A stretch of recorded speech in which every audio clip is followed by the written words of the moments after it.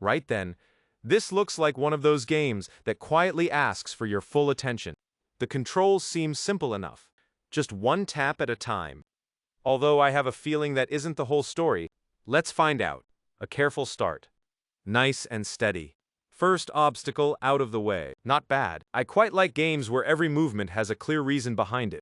There's no rushing about or pressing lots of different buttons. It's simply a case of making the next move at the right moment. That suits me rather well. Here's the next section. A little higher this time. Nicely through. Those hanging points are doing most of the hard work. The challenge is deciding exactly when to let go.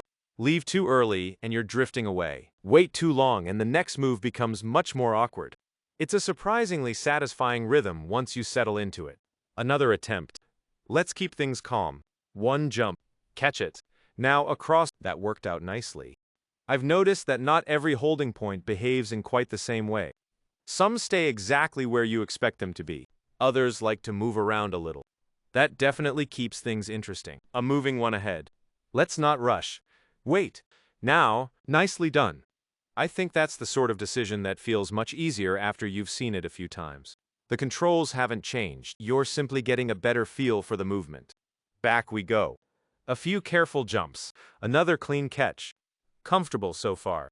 It's funny how these games manage to keep asking the same question in slightly different ways. Can you judge the distance? Can you judge the timing? Can you stay patient for one more second? That's usually enough to keep every attempt feeling fresh. Here's another moving section. Take it easy. Across. Hold for a moment and let go. That came together rather well. Not every attempt lasts very long though.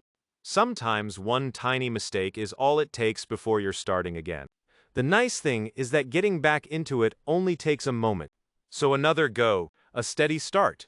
One jump, another, nicely through. That feels much more comfortable. We're getting towards the final part now. A few more careful movements.